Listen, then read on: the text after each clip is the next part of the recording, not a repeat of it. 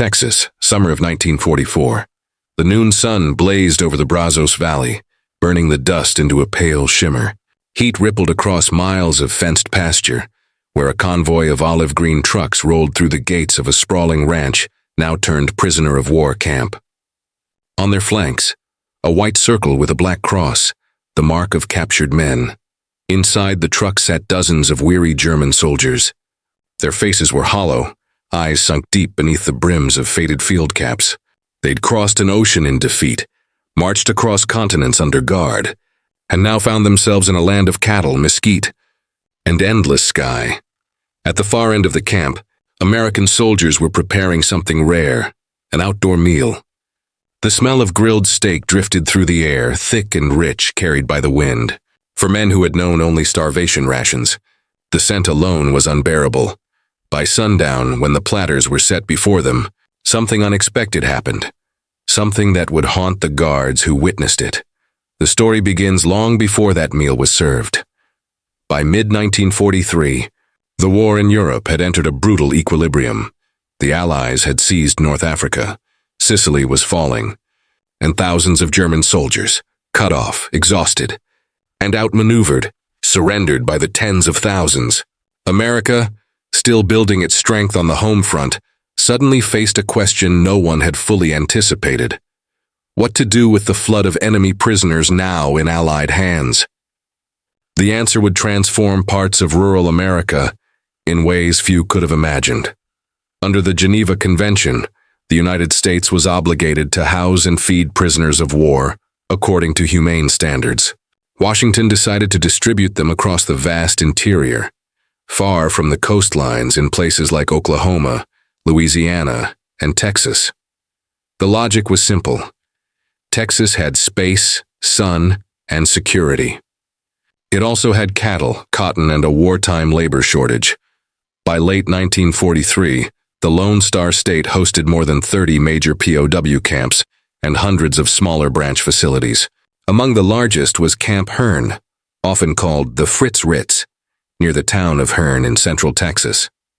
Others dotted the plains near Huntsville, Mexia, and Hereford.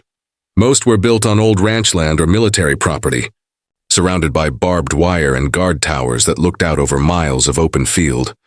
The German soldiers who arrived there had already been through months of chaos. Many came from the Afrika Korps, captured after the fall of Tunisia. Their journey to Texas took them across the Atlantic on converted troop ships under heavy escort, often in dark holds, seasick, weak, and still in disbelief that they were alive. For many, the war had been a blur of dust, desert heat, and hunger. When they stepped off the trains in Texas, the world around them felt alien. The air smelled of hay and cedar, not cordite. The sky was too vast, the grass too green. Civilians waved from distant farmhouses.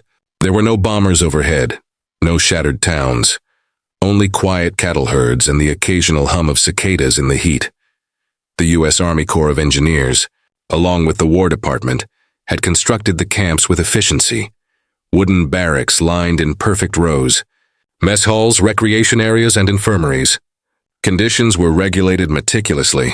Each prisoner received 3 full meals a day, medical care, mail privileges, and even access to Red Cross parcels. To the surprise of many Texans, and to the shock of the prisoners, the Germans were treated not as monsters, but as soldiers who had simply lost. This policy wasn't just moral, it was strategic. American commanders believed that humane treatment would reflect well on the U.S., encouraging reciprocal care for Allied prisoners held in Europe. It also made practical sense. Calm, fed prisoners worked better, caused fewer problems, and could be used to relieve domestic labor shortages. Ranchers and farmers in Texas desperately needed hands to pick cotton, harvest crops, and tend livestock. And so, under careful supervision, the German POWs went to work. They repaired fences, dug irrigation ditches, baled hay, and helped drive cattle. Many discovered they were earning money. Not cash, but small canteen credits they could spend on soap, candy, or postcards. For men who had seen starvation in North Africa and ruin in Sicily, it was surreal. Still, something deeper stirred beneath that calm routine. The prisoners were haunted by memory, of home, of lost comrades, of the Führer's vanished promises. At night, the barracks were filled with murmured debates. What had gone wrong? Who was to blame? And what fate awaited Germany now?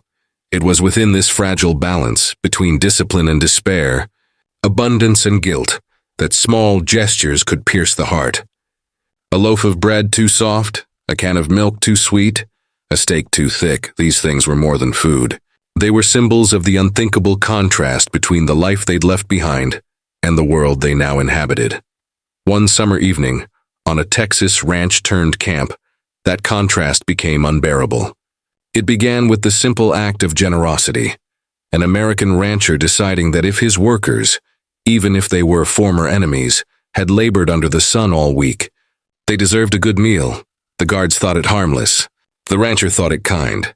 The Germans, when the smell of grilling beef reached their nostrils, thought they were dreaming. But the dream would not hold. By 1944, Texas had become home to more than 65,000 German prisoners of war, a quiet army scattered across the countryside.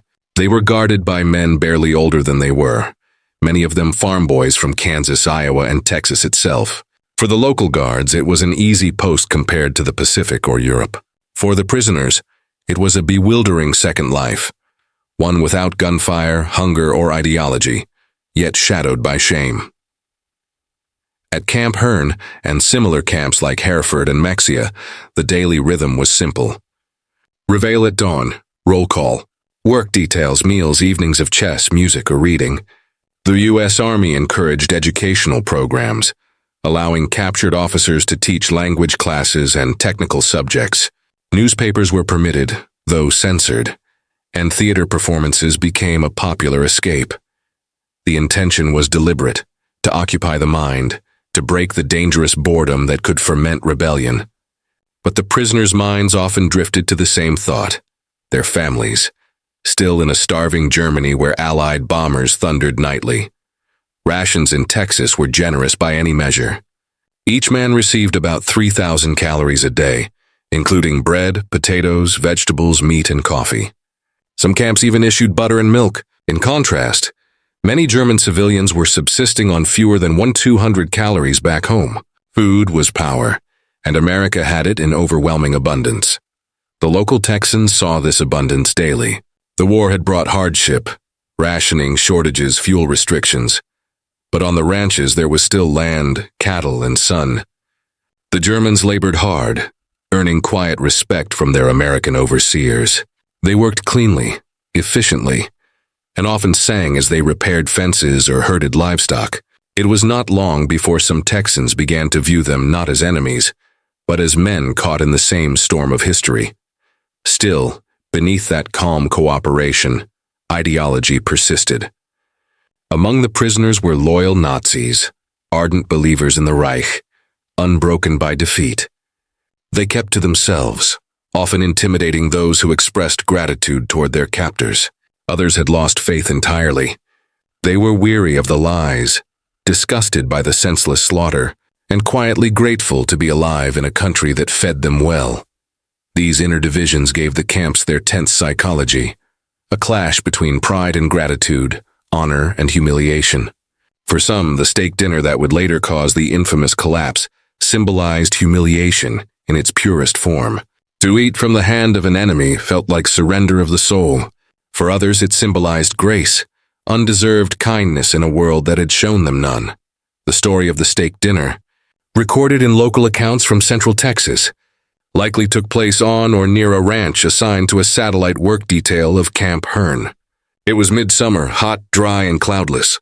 The men had been working long days, digging irrigation channels for a rancher whose son served overseas. The rancher, impressed by their discipline and pitying their exhaustion, offered to host a proper meal to thank them. According to surviving reports and testimonies collected decades later by Texas historians, the guards brought out what seemed an impossible feast: thick beefsteaks, potatoes, buttered bread, and cold water in tin cups. To the prisoners, it was a meal they hadn't seen in years. But as the plates were set, a strange silence fell. Some stared at the food as if it were an illusion. Others began to tremble. One man, an Afrika Korps sergeant, is said to have wept openly, unable to lift his fork. Several, overwhelmed by the smell and the memory of famine, reportedly fainted. They had eaten so little for so long that their bodies reacted in shock.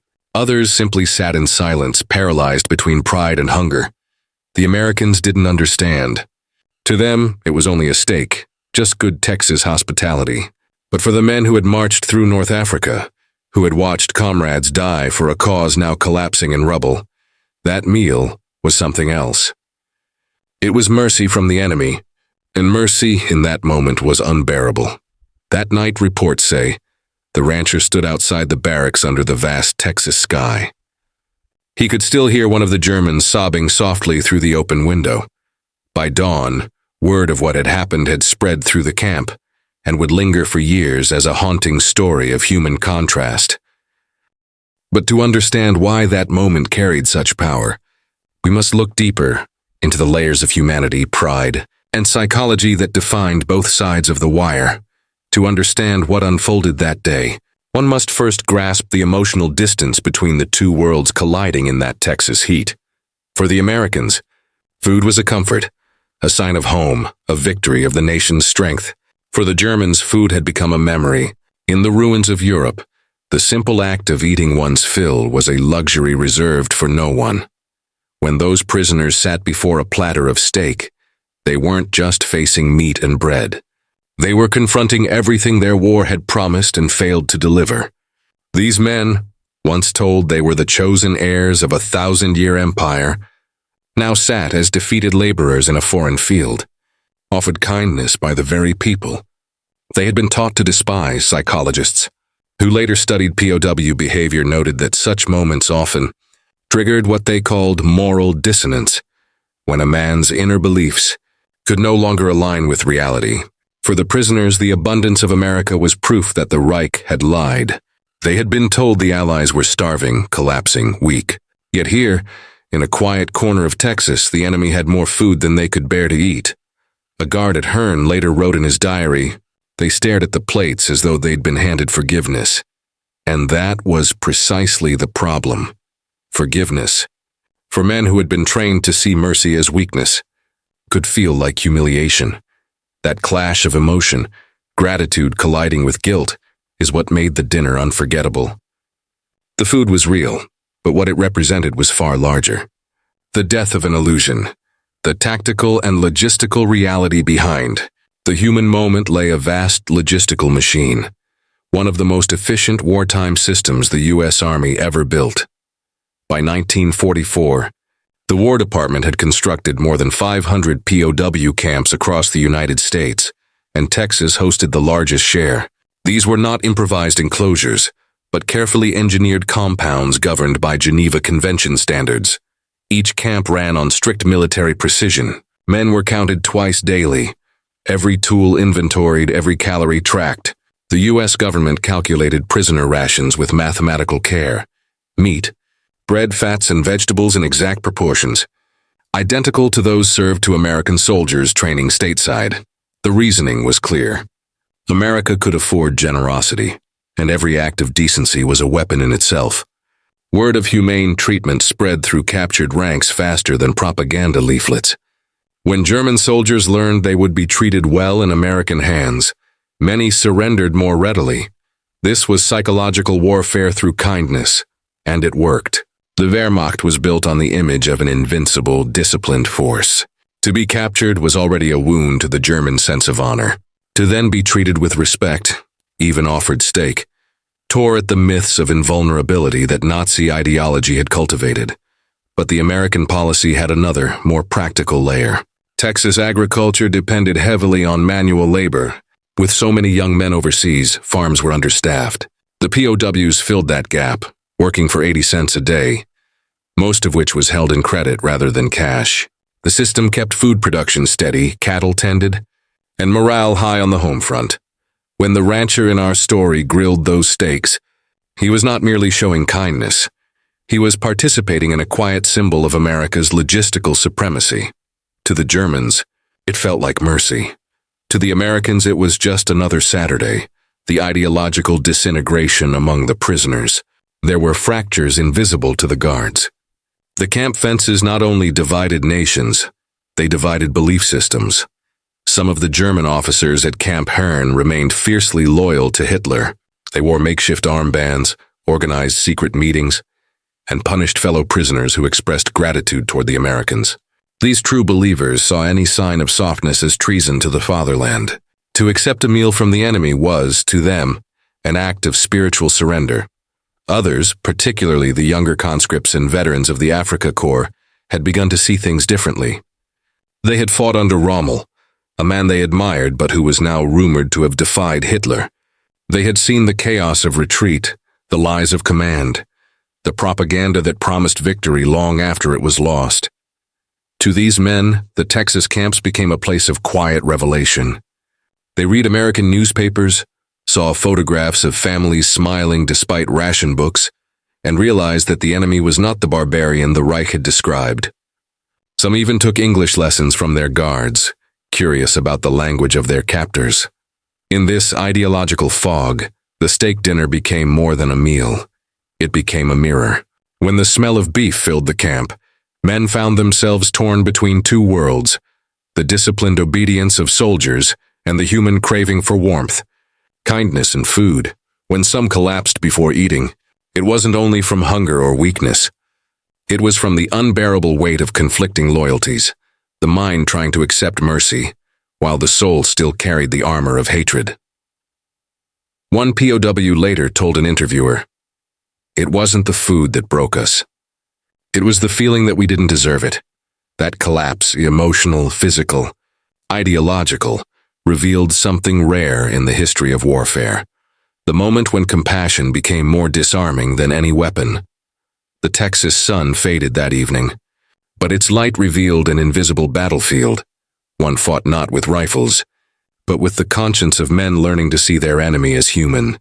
And yet, even within that quiet transformation, other forces were at play, forces of command, propaganda, and moral conflict that shaped what came next. The leadership and command decisions, the humane treatment of German prisoners in America did not happen by chance. It was the result of deliberate orders, policies shaped by both military logic and moral conviction. The War Department, under the supervision of the Provost Marshal General, Major General Alan W. Goulian, enforced the Geneva Convention of 1929 with precision. Every camp was a reflection of that standard. American commanders believed that adherence to international law was not a weakness, but a moral weapon. The logic was clear. If the United States demonstrated decency, perhaps its own captured soldiers would receive similar mercy in Europe. But there was also an unspoken confidence in that approach. Only a nation secure in its strength could afford to be kind. In Texas, local officers like Lieutenant Colonel H.G. Dargu at Camp Herne took this philosophy seriously. They oversaw the POW's treatment down to the smallest detail, balancing discipline with dignity. When reports surfaced of mistreatment at smaller camps elsewhere, they were swiftly corrected. To the American officers, proper conduct wasn't just duty.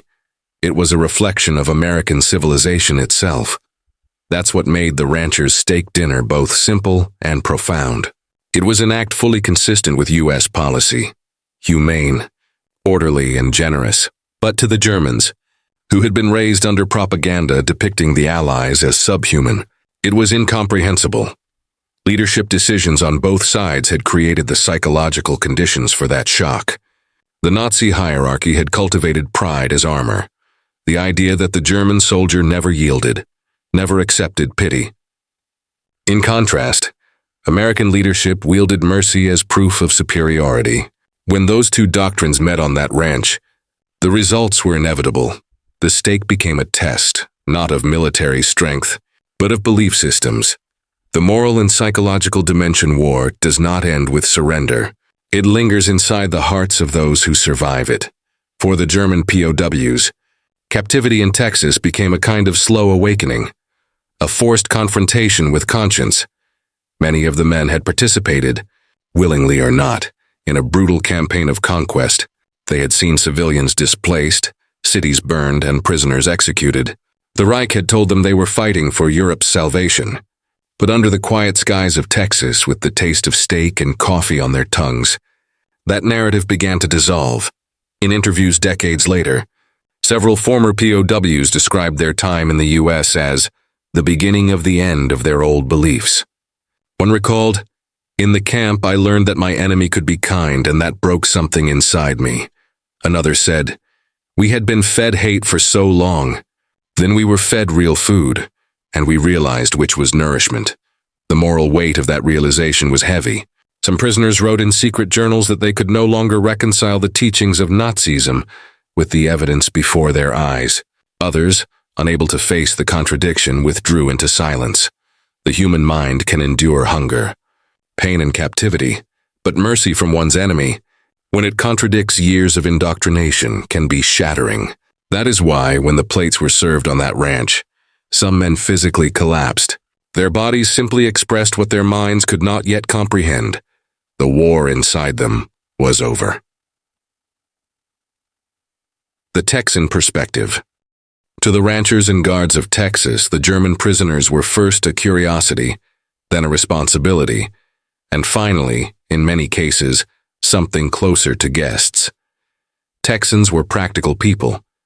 The war had taken their sons and brothers overseas, leaving behind acres of farmland and herds that still needed tending. When the government offered labor through the POW program, most accepted with quiet pragmatism. But what began as convenience often turned to empathy. The prisoners worked hard, followed orders, and showed craftsmanship that impressed their American overseers. Some built furniture, others repaired farm machinery or painted murals on local buildings. Texans noticed their discipline and their humanity. The story of the steak dinner, remembered in the surrounding communities for decades, was told not as a moment of pity, but as one of revelation. The rancher who hosted it later remarked to a local reporter that, "A man's stomach doesn't know sides." For many Texans, the experience challenged wartime stereotypes. They realized that not every German was a fanatic, just as not every American was a saint. Shared labor, shared meals, and shared silence under the same sun blurred the lines that propaganda had drawn. Years later, when the war ended and the prisoners were repatriated, some wrote letters back to the families they had worked for. One message from a former POW to a rancher's wife read, "I remember the day you fed us steak. I could not eat, but I never forgot. It was the first time I felt human again."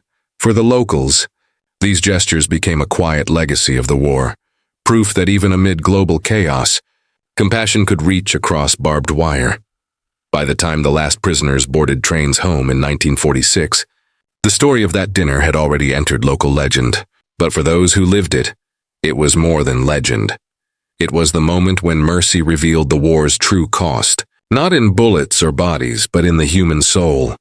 And soon, history itself would turn to that very moment, the instant mercy met despair, to find its emotional climax. The sun was sinking low over the Texas horizon. Shadows stretched long across the dust as the German work detail returned from the fields. 30 men in faded khaki, boots coated in dry soil, their faces hollow but calm. They had been digging fence posts for days under the watch of young American guards who, by now, knew them by name. That evening, something was different. The guards were smiling, relaxed. The rancher, a broad-shouldered man with weathered hands, had driven into town earlier that morning and returned with a small miracle in his truck. A dozen slabs of fresh beef, salt, and a promise. Tonight the boys eat proper. The air grew still as the grill hissed to life. Smoke curled into the pink sky, carrying with it the unmistakable scent of searing meat. Thick, savory, alive with fat and flame. The Americans stood back, arms crossed, watching the fire crackle. One of the guards joked that the smell alone could end the war. For the German prisoners, that smell was both blessing and torment. Their rations, though generous by wartime standards, had rarely included real meat. Most of them had been half-starved in Africa before capture. Some hadn't seen a cut of beef since before Stalingrad. When the first platter was carried out, tin plates piled high with steak, potatoes, buttered bread, silence fell over the men. They gathered in the dusty clearing beneath a makeshift awning, the sunset glowing red behind them, the smell of burned mesquite in the air.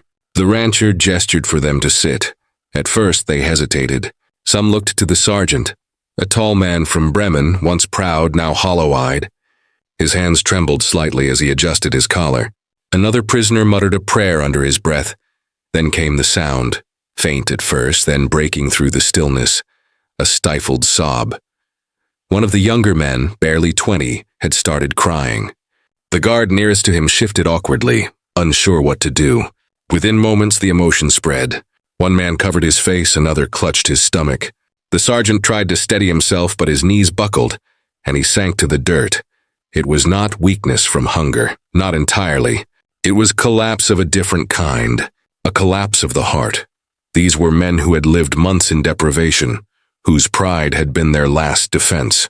To be shown such abundance by their captors, to smell, to touch, to taste what their own people no longer had, was unbearable. A medic was called. Several men had fainted outright, overcome by emotion and exhaustion. The guards, alarmed, rushed to help, lifting them to the shade. The rancher stood motionless, his tongs still in his hand. The steaks untouched, cooled in the dust. Later, one of the American guards would write in his field journal, "They didn't eat. They just sat there shaking." One said, "It's too much. We thought he meant the portion." He meant the mercy. The event lasted less than an hour, but for those who witnessed it, it felt suspended in eternity. When the prisoners finally regained composure, they ate slowly, mechanically. No one spoke. The crackling of the fire and the low hum of cicadas filled the silence. For a moment, the war seemed impossibly far away, as if the world beyond the barbed wire had stopped breathing. And then, as the light faded completely, the rancher turned off the grill. The smell of smoke lingered. The guards collected the plates. The prisoners returned quietly to their barracks, their faces unreadable. That night, beneath the hum of ceiling fans and the whisper of the Texas wind, several prisoners wept. Some wrote in their notebooks. One, according to camp records, refused his ration the next morning, saying only, "I have eaten too much kindness." For the Americans, it was a bewildering incident. Kindness misunderstood. For the Germans, it was something closer to revelation. They had been taught that their enemies were ruthless, that surrender meant degradation. But what they received instead was generosity, and that shattered something inside them far deeper than hunger ever could. The rancher, interviewed years later, would recall, "I just thought a good meal might make them feel human again. I didn't realize it would break them." That was the turning point, not in battle, but in understanding. The moment when the war ceased to be a distant political struggle and became something achingly personal. Human souls, colliding in mercy and shame.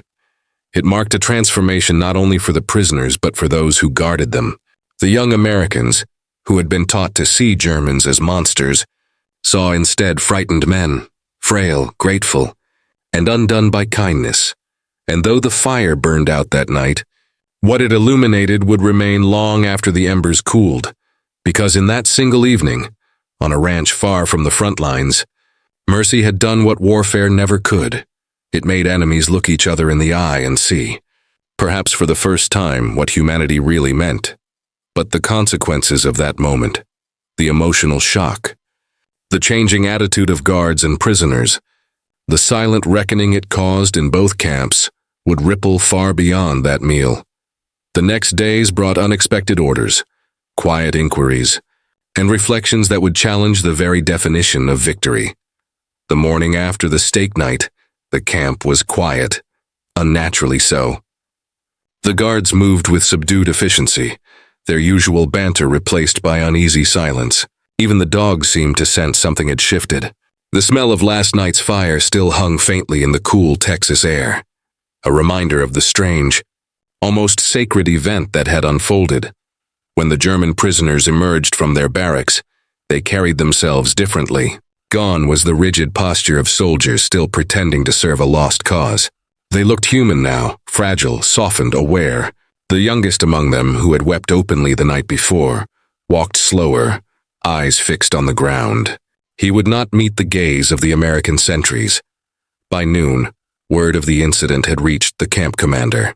He was a career officer, pragmatic, disciplined, wary of anything that might disrupt order. He called in the rancher and the sergeant of the guard for questioning. "What exactly happened out there?" he asked. The rancher hesitated. "We cooked them supper. A good one. Seemed right to do. But when they saw the food, they couldn't eat. Some collapsed," the commander frowned. He had heard stories from other camps, of German prisoners breaking down when shown kindness, of men who had fought in the Africa Corps, unable to reconcile captivity with compassion. But he had never seen it so vividly. To him, it was a risk. Compassion could breed confusion. Confusion could breed chaos. But deep down, he knew what had really happened. The prisoners had been reminded of their own lost humanity, and it had simply been too much. In his report to headquarters, he wrote only, "Incident at Ranch Camp Dior 83. Several POWs suffered emotional shock during evening meal. No discipline issues. Recommend normal rations continue." The story might have ended there, an obscure footnote in the annals of wartime hospitality, but what followed was far more profound. Over the next few days, subtle changes began to take root. The guards, many of them farm boys from Oklahoma and Texas, found themselves treating the prisoners with a kind of reluctant respect. The routine taunts and jokes faded. Cigarettes were shared. Tools were handed over without the old suspicion. One prisoner, the sergeant from Bremen, approached an American corporal during a break. His English was rough but sincere. "You showed us something," he said quietly. "Last night. We did not deserve it." The corporal didn't know what to say. He simply nodded and handed the man his canteen. That brief exchange, recorded later in the corporal's letter home, became emblematic of the fragile peace growing in the heart of war. Meanwhile, news of the incident began to ripple through the local towns. Farmers, ranchers, and wives of soldiers overseas discussed it at church and in grocery stores. Many had lost sons in Europe or the Pacific, yet they could not bring themselves to hate the men behind the wire. "They're just boys," one woman said. "Our boys. If they'd been born somewhere else." And so, quietly, Texas became a stage for one of the war's most overlooked human experiments, the transformation of hatred into empathy. American guards began organizing small concerts on weekends, allowing prisoners to play music. German carpenters crafted furniture for local schools. When Christmas came a few months later, the rancher delivered another meal, this time with the blessing of the commander. No one fainted. Instead, they sang. But beneath the surface, the memory of that first night lingered, a haunting reminder of how close the human mind could be to breaking when faced with mercy it could not comprehend. For the German prisoners, the emotional collapse revealed something deeper than hunger. It was a confrontation with guilt, not merely personal but national. They had fought for a regime that preached superiority, yet here they were, humbled and fed by those they had been taught to despise. Historians later interpreted such reactions as manifestations of psychological reversal, a sudden collapse of ideological defense when confronted by contradictory moral evidence. In simple terms, they had been overwhelmed by kindness that their worldview could not explain. One camp chaplain described it poignantly in a post-war interview. "The hardest mercy to accept is the one you don't believe you deserve." That was the essence of the collapse. Not starvation, not exhaustion, but the unbearable weight of unearned grace. And it was in that quiet, sunlit camp in Texas that the moral architecture of war itself cracked, for just a moment. The boundary between victor and vanquished blurred, replaced by a fragile, trembling humanity. From a purely military perspective, nothing significant had occurred.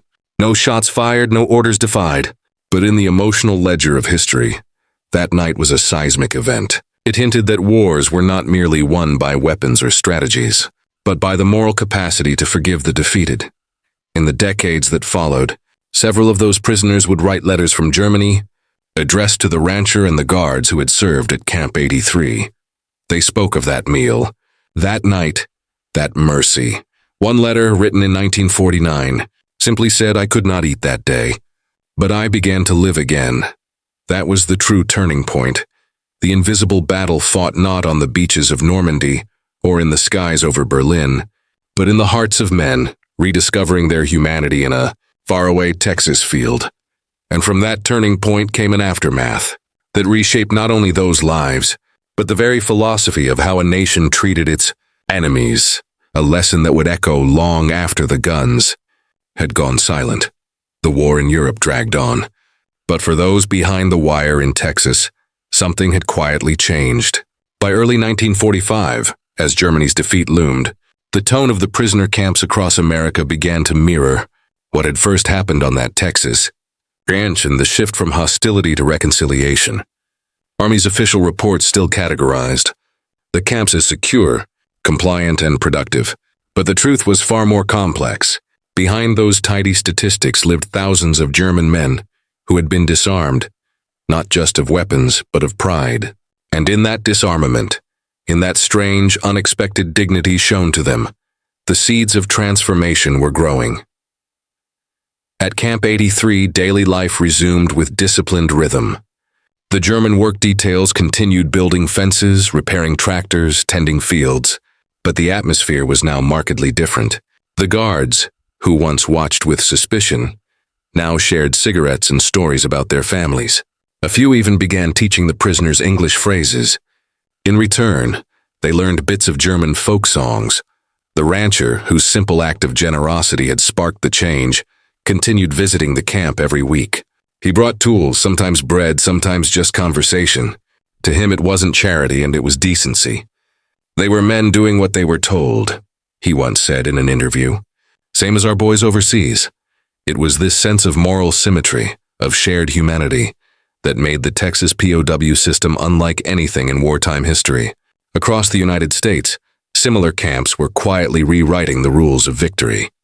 Instead of vengeance, they practiced rehabilitation. Instead of hatred, they offered dignity.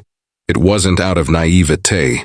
The Americans understood who these men were. Some had fought under Rommel. Some had served on U-boats. A few had worn the Waffen-SS insignia. But they also recognized something profound. If Germany was to rebuild, it would need men who remembered what decency felt like. The Texas incident, the stake collapse, as some guards later nicknamed it, became a whispered parable of moral power. No newspaper reported it, no officer filed it as doctrine, yet word spread from camp to camp. Guards retold it as proof that mercy could disarm faster than any rifle. And as the months passed, that mercy bore unexpected fruit. One prisoner, formerly a tank mechanic from Hanover, began volunteering to repair the camp's vehicles. Another, a musician from Leipzig, organized a small orchestra among the inmates, performing for both prisoners and guards on Sundays. These weren't orders. They were choices, acts of gratitude, quiet acknowledgments of the humanity that had been extended to them. When the war finally ended in May 1945, the men of Camp 83 gathered in silence as the American flag was raised to half-mast in memory of those lost. Some cried. Others stood at attention, saluting the very symbol they had once fought against. It was, as one observer noted, the most peculiar sight of all, enemies saluting each other, not in surrender but in respect. Soon after, the process of repatriation began. Train after train carried the German POWs to ports in the east, where they would be shipped back to a homeland in ruins. The goodbyes were quiet. Some guards shook hands through the railcar windows. A few exchanged addresses, uncertain if letters would ever reach across oceans still healing from fire. For many of those men, returning home was harder than captivity had been. Germany was a landscape of rubble and ghosts, its cities hollowed, its conscience shattered. Yet hidden in that devastation was a strange, enduring light, the memory of a night in Texas when their enemies had treated them as human beings. Years later, a U.S. Army historian would describe it as moral diplomacy in its purest form. No negotiation, no treaty, just a meal, a fire, and a moment of mercy that rewrote how men saw each other. But the aftermath was not confined to memory. It reshaped the very idea of captivity and conduct, and its echoes would influence military ethics for decades to come. Because that night had shown something more powerful than any weapon, that the restoration of dignity once given could outlive the very war that had destroyed it. And yet, beyond the moral weight of that single night, its ripple effect reached higher, into policy, into public perception. into the way a nation understood what it meant to win. In the months that followed Germany's surrender, Camp 83, and others like it scattered across the American heartland, became living laboratories of reconciliation. The U.S. Army's Office of the Provost Marshal General took notice. Reports from Texas, Oklahoma, and Arkansas described notable improvements in morale and productivity. Following humane treatment of prisoners, there were fewer escape attempts, fewer discipline cases, and, most remarkably, a steady stream of requests from prisoners to remain in the United States even after the war's end. To the military bureaucrats, this was a logistical success. But to historians, it was something far more profound. Evidence that compassion could dismantle ideology. By late 1945, many of those who had witnessed the Steak Night incident were scattered. Guards discharged. Prisoners sent home, the rancher back tending cattle beneath the wide Texas sky. Yet the story endured. It circulated in letters, sermons, and veteran meetings, not as a tale of pity, but of transformation. For the German POWs who returned home, reintegration was a slow, painful process. They walked into cities leveled by Allied bombs, into families fractured by loss. Some faced suspicion for surrendering. Others bore the silent shame of having fought for a cause history now condemned. And yet, within that despair, small embers of Texas humanity glowed. Men who had once been captives now carried something invisible, but powerful. The memory of being forgiven. Many spoke of it to their children decades later. They described the smell of grilled beef, the sight of a sunset over an open plain, and the unimaginable kindness of enemies who had shown mercy instead of revenge. Historians tracing post-war reconciliation in Germany found that such memories mattered. They inspired quiet resistance to bitterness. Some former POWs became teachers, pastors, or civic leaders, dedicated to building a new moral order. They preached that strength without compassion was just another form of tyranny. In interviews conducted in the 1970s, one former prisoner, then an elderly man in Hanover, put it simply, "Texas was where I stopped being a soldier and became a man again." On the American side, the moral lesson endured too. The U.S. military, preparing for the Korean conflict and later Vietnam, adopted expanded codes for humane treatment of captives, standards rooted in part in the experiences of World War II POW camps. Texas, without ever realizing it, had helped define the Geneva spirit in practice before it existed on paper. The rancher who had hosted the fateful meal passed away in the 1950s, never seeking recognition. His act wasn't policy and it wasn't charity. It was instinct, a man's simple decision to feed hungry strangers, and in doing so, to heal something far larger than hunger itself. His descendants, when later interviewed, said he rarely spoke of that night. When asked why he did it, his only recorded reply was, "They looked tired." A steak seemed the right thing to do. Meanwhile, the campgrounds that once held those prisoners returned to farmland. Barbed wire was pulled down, watchtowers dismantled. In time, even the memory of captivity faded from the landscape. Only local folklore kept it alive. The story of German soldiers who came to Texas as enemies and left as friends. Decades later, a memorial plaque would be placed near one of those sites. It bore no grand words, only a simple inscription. Here, in war, men learned peace. That single line captured everything the official reports could not. Because the aftermath of that strange Texas evening wasn't written in medals or headlines. It was written in changed hearts. It reminded the world that the measure of a nation's strength isn't only how it fights its wars, but how it treats its captives. And for all the destruction that the Second World War unleashed, the burning cities, the shattered nations, the millions lost, this one, small act of grace, became a quiet counterpoint, a proof that even in humanity's darkest chapter, there were still moments where light prevailed. It was, in its own way, a victory, and not of armies, but of conscience, a victory that no flag could claim, no general could order, and no soldier could forget. And as the dust of war settled across continents, that night on the Texas ranch lingered like the afterglow of a setting sun, a reminder that mercy, once given, never truly dies. It simply waits in history, in memory, and in the fragile hope that we will remember what it cost to learn it.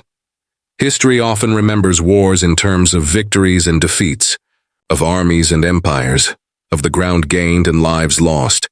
But sometimes, the truest measure of a war's legacy is found in the smallest, quietest moments, the kind that never make it into official reports, but live on in human memory. That night in Texas was one such moment. No battle was fought, no orders were issued, no medals awarded. And yet, in that dusty field beneath the wide American sky, something profoundly human occurred. A fracture in the logic of hatred. For centuries, war had been defined by domination. The victor imposed, the defeated endured. But when those German prisoners collapsed before their meal, they revealed something deeper about the human condition. That mercy can wound as deeply as cruelty, because it forces the soul to confront its own undeservedness. It was the collapse not of soldiers, but of illusions. The illusion of superiority, the illusion that enemies are less than men. And in that collapse came understanding that every uniform hides the same fragile heartbeat, the same hunger, the same longing for home. What began as a meal became a moral turning point. It showed that the real power of nations lies not in their weapons, but in their restraint. That dignity given to the defeated is the first brick in rebuilding peace. And that sometimes the most enduring victories are won not by the strong, but by the kind. When historians look back on the Second World War, they see vast movements of history, armies crossing continents, leaders shaping destiny. But within that immense canvas, there are brushstrokes of quiet mercy that reveal the true depth of our humanity. The rancher who grilled those steaks never sought glory. The guards who lifted those fallen men never wrote their names into textbooks. Yet, through their small act, they left behind something indelible. A lesson that war, for all its horror, cannot fully extinguish the human heart.